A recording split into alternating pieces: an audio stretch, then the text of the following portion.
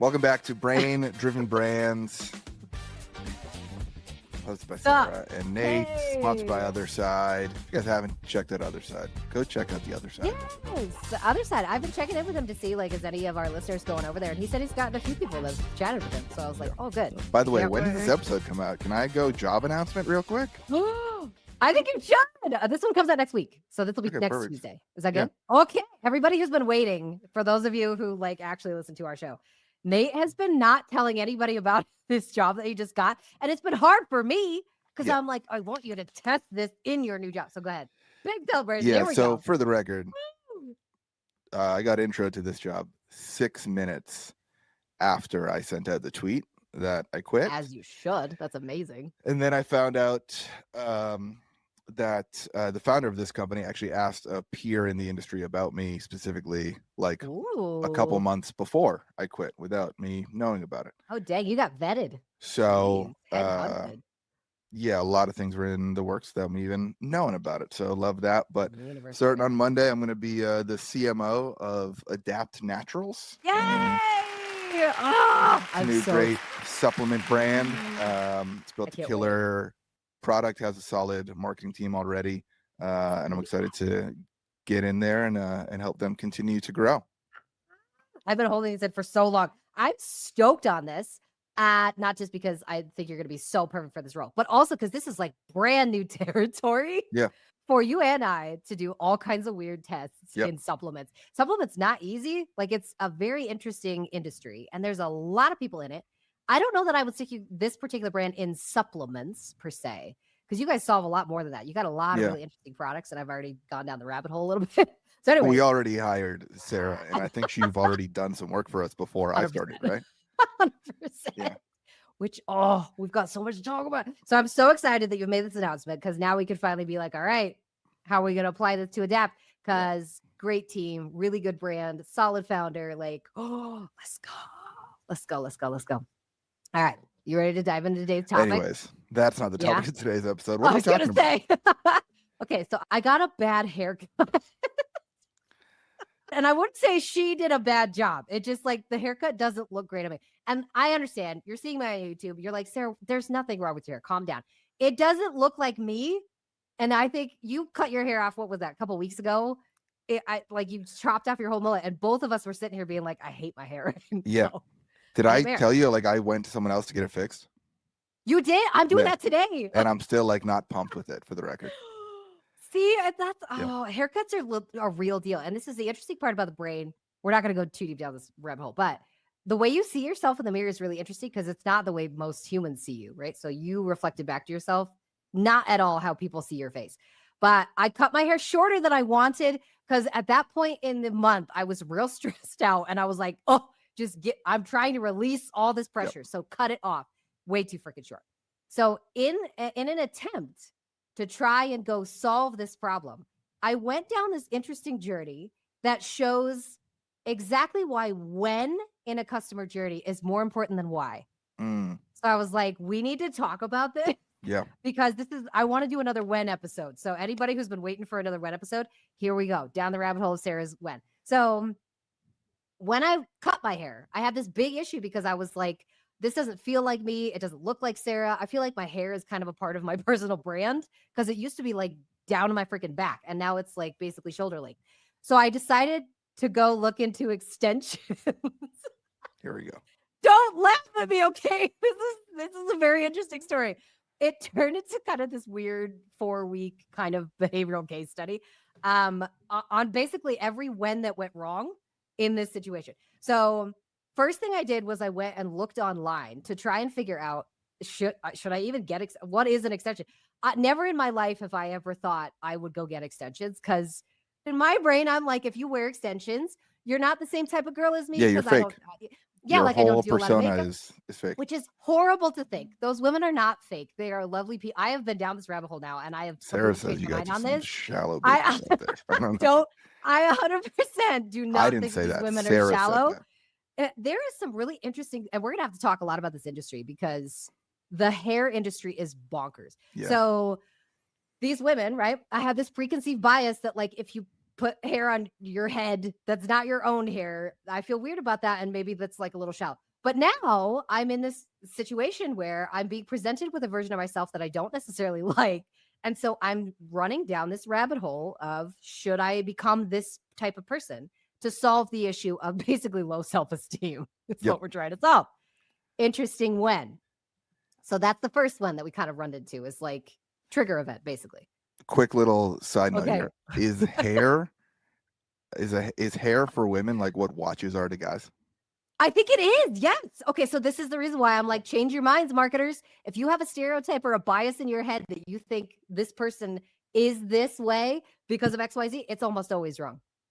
Watches are to men as hair is to women. It's the same thing. And I'm like, oh, okay. So that was trigger mode. Then probably about like 2 weeks into this, I kind of like had got this like little thought in my head as I was like scrolling through all these TikToks and like watching all these installs of all these different like extensions and things, trying to figure out which one I wanted to go look into. Teeny tiny thought of I'm a freaking adult. It was one thought that happened about 2 weeks in. Because up until now, I've had this like hairstyle many times. Like I've chopped my hair to this length a couple times. And every time I'm like, I don't love it, but I'll grow it out. Don't ask me why I've gotten this one multiple times and hated it multiple times. Whatever. So here we go. I have this little thought in my head that goes, okay, I am an adult and I can solve this with extensions. I don't have to just deal with it. So now I'm going to go down. You're like, I've got some money. We can. I have money. No, but like I have to realize that for myself sometimes. Like, wait a second, I can fix this. Like, yes, I can solve this. Fix it. I can fix this for myself. So I was like, okay, I have the cash. I'm looking up the price ranges and they're ranging wildly. So on TikTok, because I'm trying to figure out which one of these I want to get, it ranges anywhere from $200 to $2,000. Whoa. I'm not kidding, people. They really are watches, huh? This is what I'm saying. You have no idea what is regular in the industry, what's normalized, right? Now I have a budget in my head of like what I want to spend on these extensions, but I haven't really come to terms with, am I going to actually spend that kind of cash? So this is 2 weeks in. This is really interesting too, because you notice the first week I hadn't really done any research. It was literally just, is this something that is a part of me? Do I want to become this person? Is literally the first thought that I had. That was the first kind of when. This goes, I don't know if you listened to the podcast I put out yesterday. I haven't listened to it yet. But I talked about how like all the micro decisions that someone has to make before they get to the purchasing decision. Oh my God. And one of the examples I gave was like, am I the type of person that would use or interact with or wear this product? This person? I'm like, oh, which is so interesting because for this particular journey, I 100% did not align with this type of person at all because I had this preconceived notion that this woman is this person. I do not believe that anymore. Ladies, you freaking put it on your head. Whatever you want on your head, you put it on there because as long as it aligns with like what you're trying to get in life, I don't even care. Anyways, trigger event, secondary one, research phase. So now we're in exploration. You've heard Sarah talk about like TEEP and how those particular customer journeys work. Trigger event is always followed by, exploration event. So I'm exploring TikTok, trying to figure out what I want. We're now into like research phase. So I'm down already within a span of 3 weeks. I went from never get extensions on my head all the way to evaluation phase where I'm trying to figure out which extension, how much do I want to spend? Where am I going to go to get this? So I already saw that these extensions range from this like 200 to 2,000, but I was like, there's no way people are paying $2,000 to get hair like you'd be surprised on their head. So my brain anchors to my budget, which is hilarious because this is another when that was critical. We've got 2 whens that happen now. Third one that happened was I talked to Casey about it. And consumer Casey was like, ain't no way in hell you should spend anything over like $300, maybe. Yeah. For this experience. So I anchored. My brain said $300. Okay, that's my budget. Like I think the most expensive haircut I ever got was like $180, right? Yeah. And because women's haircuts are just stupidly expensive. So by the way, I was about to complain about the cost of my 2 haircuts at the top of this episode. I won't now. And okay, the only reason I'm relaying this story is I want everybody listening to realize how many whens have to line up in the exact right order for your customers to go from, I don't even know anything about this, to purchase. By the way, so many of them. Let me bring this back to like the marketer at the extensions company brand, right? Mm-hmm. Now they're looking at like their last 7-day return on ad spend. Like, why aren't more people buying? This is what's going on in your customers' heads all the time. Oh my God. Especially for brand new customers, net Yeah. new. If you're complaining about Meta not being able to find top of funnel customers, this is why. If you are not messaging to this throughout your ads and your welcome flows, then you are missing all of the decisions required to buy from you. All of it. And okay, and we'll talk about this a little at the end because I'm going to show you a when sequence. Had some of these experiences been flipped around, 100% I would have converted. 100%. Okay, so we're down to like evaluative phase, right? We've had the triggering event, bad haircut.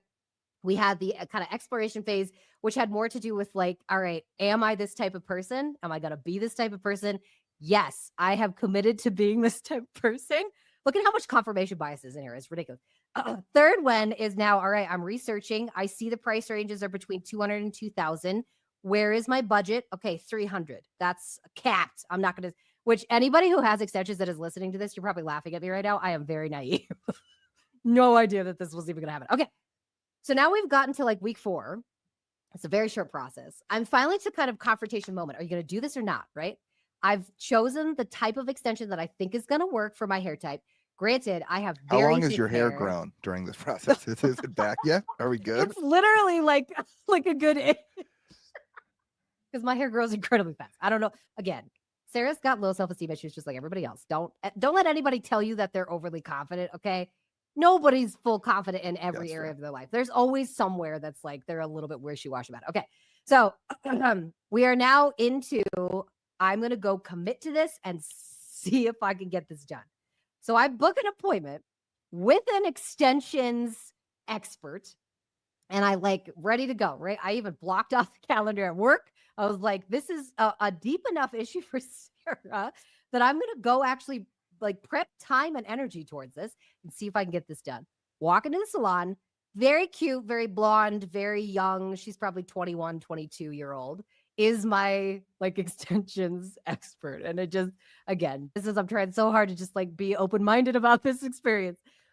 Let's pause for just a minute. Prospecting on Meta in 2025 has been a huge pain. Reaching net new people is getting harder and harder and harder. And the only thing Meta seems to care about is rolling out more AI slop features that take away a lot of our controls as advertisers. So brands have been looking for another side, and they're turning to Other Side. Other Side is an agency that figured out how to turn programmatic advertising into a performance marketing channel. They're able to advertise outside the Meta ecosystem, show clear and accurate attribution, and they have the ability to prospect and retarget across platforms. So you're able to unlock huge new audiences that aren't like us. They're not chronically on Meta and Instagram. For brain-driven brands, listeners, they're running a crazy offer right now. They'll run your ads for free for 2 months to prove to you it works. Then you can either part ways or continue at their normal, affordable retainer, but they're making this risk-free and it's a no-brainer for you to try. So go to jointheotherside.com and let them know we sent you. And now back to the show. If you guys didn't read my newsletter this week, read it because her response to me was part of the reason why I didn't convert. Ooh. Because her face told me. That's so funny. And this happens in every single industry, and it also comes out in your ads. I'm not just talking about salespeople. That's an important part of the process. Yeah. But your facial expression comes out in your copy, people. So we'll talk about that. Anyway, she sits me down. She has this look that's like, okay. Then I tell her, I'm a freaking extension newbie. I just got a haircut. I don't love it. Like, it doesn't feel like me. I'm trying to XYZ. She walks me through the process. She's already disqualifying me in her sales process. She didn't take me to a chair. She didn't sit me down. She's not touching my hair. She's not like encouraging at all. She was literally just like, well, you have a lot of hair. Was the first thing she said in that tone. I know exactly who this girl is, by the way, based on her description and the first impression of her. Just like, is her name Ashley? Sarah? I don't know. I didn't ask. I was just like, please be kind to me. All right. I'm a mom. I'm 37. I'm trying to keep my mojo. Stop. Just don't judge me. So she was like, you have a lot of hair and it's probably going to take at least two packs of hair. Now I'm thinking packs. Okay. Reference all the research you did for the last 4 weeks. What's a pack? I didn't hear that anywhere in my research. So again, everybody listen, your customers also have informational gaps in their journeys that it's your responsibility to make sure they have that information before you start just jargoning the shit out of them. So she says packs. I'm like, okay, what's a freaking pack? What's a pack? And she goes, just so you know, my install fee is $800. $800. And I was like, and I'm sure she saw it on my face because I can't keep anything on my face. I was like, she thinks you're poor now too. So funny. Like, I know we started this conversation of like, oh my God, Sarah's going to talk about her hair extensions, but I'm showing you all of the places where I had a preconceived idea of what was going to happen. And then this happened and it was automatically disqualification. Like immediately went from, I'm going to treat myself. I'm going to, this is for my self-esteem. I'm logicking myself into this purchase. I want to purchase extensions. She made me flip to absolutely not within 2 seconds. Yep. And this is not just her. I see this with e-commerce brands every single day where you send somebody from an ad that talks about like, are you going to be this type of person? You're doing a great job in trigger and exploration, and you get to evaluation and purchase, and you go straight in with like, you got to be able to be this. You have to do this. You're going to have this, this, this. You're disqualifying people who want to purchase from you because your purchase conversation requires them to have a very specific set of parameters, which is the reason why people aren't purchasing. I can't even like, okay. To finish this story, so we get through this. And she tells me because of the thickness of my hair, she has to get 2 packs of whatever the hair is. Yeah. It's going to cost me close to $2,000 to get extensions in my hair. And that I was like, I got to go. My someone's calling me like, we're out. And maybe it's just because I'm 37, I got kids and I have a mortgage and like crushing responsibility. But I'm like, $2,000 is as much as the tires on my truck, lady. Yeah. That's and nuts. Those will get me to and from places. Yeah. A lot. You want me to, oh no, absolutely not. So after that, my realization flipped. My justification for what I was in there for changed from I need to be this person. I want longer hair. I'm doing this for myself. Immediately the logic flipped over to like, it'll grow. It's fine. Yeah. I'll just deal with it. Yeah. So the why changed very quickly through this. Like the why that I had was really interesting because it didn't even matter. The why is such a fragile thing in marketing. It doesn't matter why I went into this process. It was actually a very deep emotional why, but it didn't freaking matter because the whens lined up just in the wrong order that at the end, I was like, screw it. Okay, so that's just... You go back to rationalizing it the way you did before all this? No. So because I went down this rabbit hole, TikTok is really interesting because sometimes when you go like look at all this stuff, it'll serve you different types of content that are in the same realm. So it started serving me to pay content, which I thought was like really fascinating because I'm like, very clearly, that's not really what I'm looking for. It's kind of an extension, but okay. I think men have kind of the same mentality around their hair that women do, but it's not okay for women to solve it. It's okay for men to go solve it. But it's not okay for women to solve it the way that they want to. So a lot of the videos that I was being served are women who are like, if you actually look at their hair, they don't have a whole lot left. Like you can see scalp in lots of different places. I saw women with alopecia getting extensions. I saw women who had pregnancy-related patchiness getting extensions. I saw women who are literally just like, it doesn't feel like me to have short hair getting extensions. So did 100% 180. I'm like, I don't judge any of you. Like you 100% should get extensions if you want them. If you can afford them, you should get them. You're balling, but like, by the way. From a sales perspective, she could have done a lot better about softening that $2,000 blow. Yeah. If there was a lot more upfront, because TikTok knows I'm looking for extensions. Why was I not served an ad at any point in this journey? Yeah, it's crazy. About extensions. Yeah. I don't remember seeing any. Otherwise, I would have saved it. Trust me. Yeah. Because I was like studying this heavily.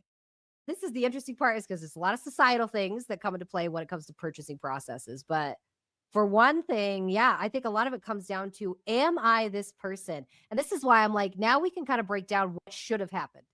Because the cost wasn't really what shocked me. It was more the fact that it was $2,000 or nothing. Yeah, that's kind of crazy. Or nothing. And this happens on every landing page ever. Yes. It's the price is always $67.99 or it's always $214. Like it's that or nothing. And I'm just like, I don't think that's a good way to sell. Yeah, the fact that there's no downsell or cross sell, even Thank to some you. like, hey, like this supplement pack will help your own hair grow faster. Thank you. Like, Thank you. there's so many opportunities to sell to someone with that pain point without making it $2,000 or nothing. Yes. And I mean, we can break these down one by one because I actually went through with chat and I was like, all right, chat, give me a when sequence that might have worked for me because I know exactly the pieces that I was holding on to. Cost was a part of it. How fast I could get it was a part of it. And then obviously, like, is this difficult to get? I don't know. Like, I don't know anything about this. Education lack was an issue. Here's a better way that probably would have worked for me, at least. Right after I cut this, I started looking at extension, like content. Mm-hmm. TikTok should have picked that up immediately. Why are you looking for extensions? And it wasn't just TikTok. I looked on Instagram. I looked on Facebook. I looked on Google. I was like just exploring, right? That's what I was doing after that trigger event. I should have seen ads immediately that said, do you hate your haircut? You can fix it this weekend. And this is for everybody who's listening to this. Yes. Trigger events are not just about, did you do something drastically big? It could also just be like, do you hate what you just did this weekend? It could be that small, right? Well, and like, I think capitalizing on that pain early too matters so much. Like early in the process. To give the quick story of my haircut, I went from like super long mullet to short. Hated it. I went to a new barber the next day. She fixed it kind of. And like if I had gone to her originally and this was a haircut I got, I would have been annoyed.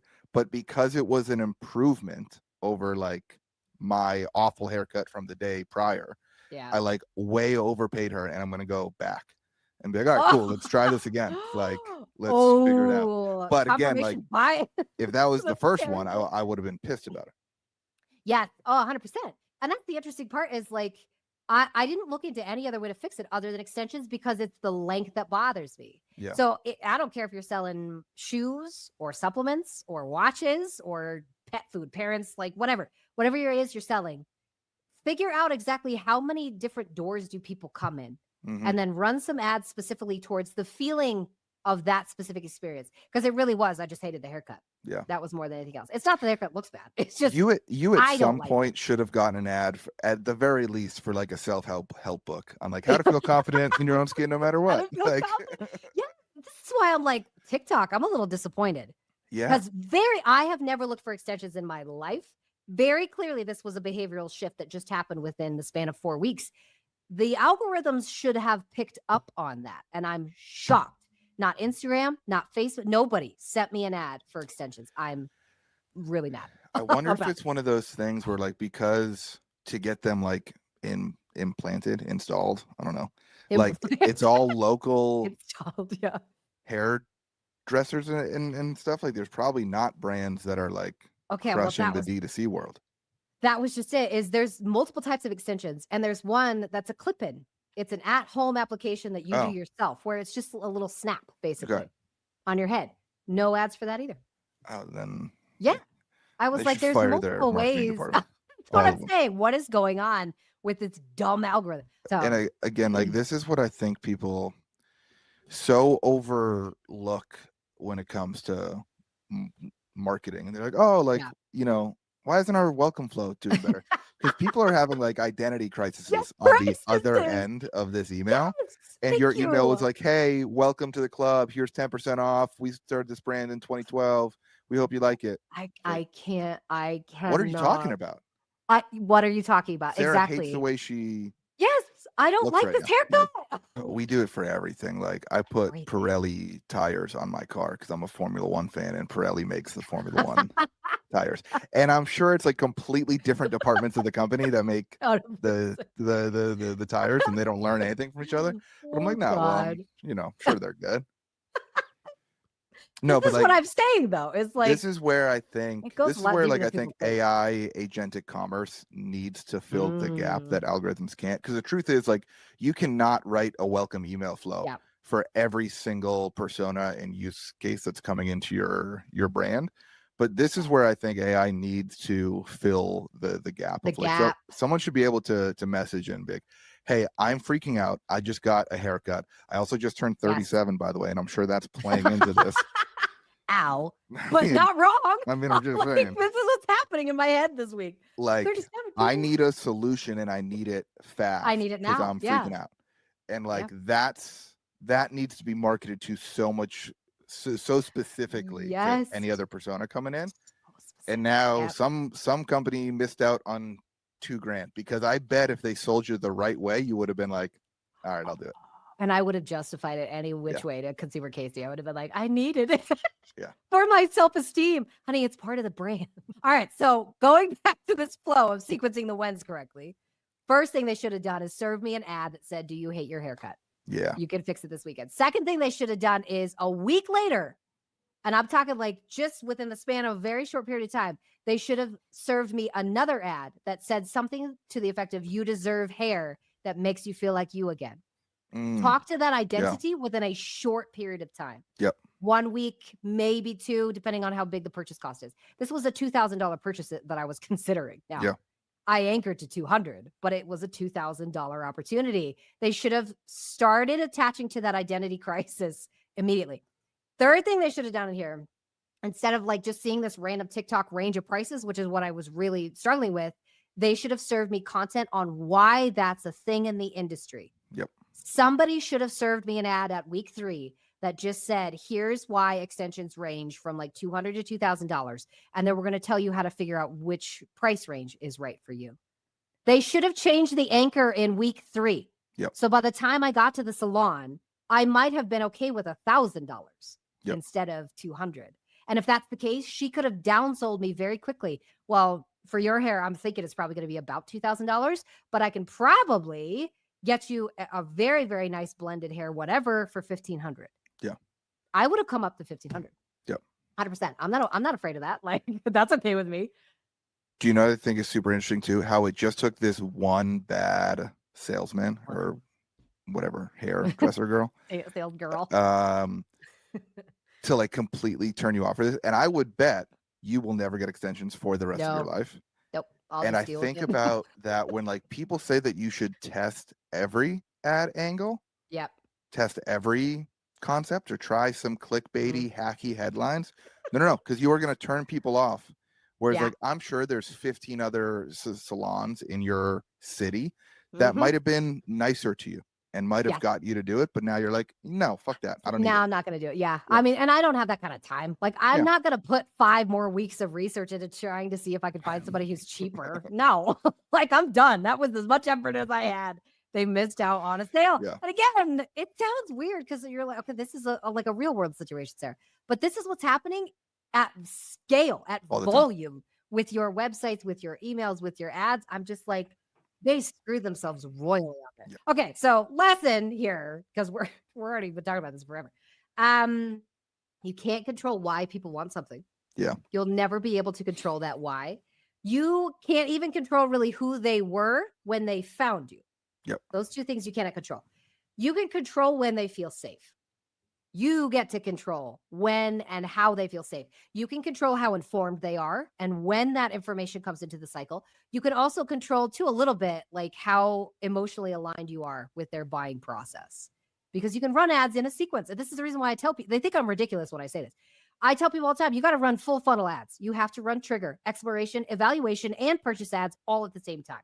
Yep. They're not all going to be making you money hand over fist. It's not going to happen. But there's a reason for each one of those to be in place. You got to be so careful when you start to look at the entirety of the customer journey. You get to control when trust shows up, when the cost is revealed. You control when that happens. And how it happens. And how like what context you give them before. Exactly. I think that's the most important thing. I think like if someone was one-on-one pitching you this, they could have been like, Sarah, you're an entrepreneur. You're on sales calls for your business. Don't you think if you were more confident this week, you would close an extra $4,000 in 100%. Revenue? And you probably would have gone, yep. Yeah, probably. I do. Yeah. And then I probably would have said, yeah. Yeah. Context on price is everything, I think. So that was my hair extension story. Damn, that was a good episode. I know we went a lot on that. No, but I think there's gems in there. And for all of you who don't sell hair extension out there, just put your product in place of that. I was going to say, just but no. And then, by the way, you didn't drop everything and work on this for the last. No. You've still been running a business and Yeah. parenting and like 100%. This doing is your stuff that I've thing. been doing at like 8 o'clock at night when I'm exhausted and I'm just scrolling. Like, yeah. So you have like 10 minutes a day, maybe, Yeah. to hit these people with the messages that they need. 100%. And right now you're like, hey, you left this in your cart. Come back. And it's like, what are we even talking about? What are we even talking about? Yeah. So, I mean, really, you shouldn't even be asking, like, why are they buying? Like, why aren't they buying? You should be asking, like, when are they going to bail? Yeah. When in this process are they going to bail? And what is it about that we can go and actually put some effort into? Anyway. Damn. That's it. It's a good That's all I episode. got. Thanks for listening to Brain Driven Brands. See you next time. Oh my God. Thank you so much for joining us on the show today. Appreciate you guys listening. If you want to follow me, I'm at Sarah Levinger. Anywhere you consume content, he is at Nate Lagos. If you like this show and if you like this episode, go ahead and like, subscribe, share with a friend, drop us a review when you have a minute. We would appreciate it. Otherwise, have a great week. We'll see you next time.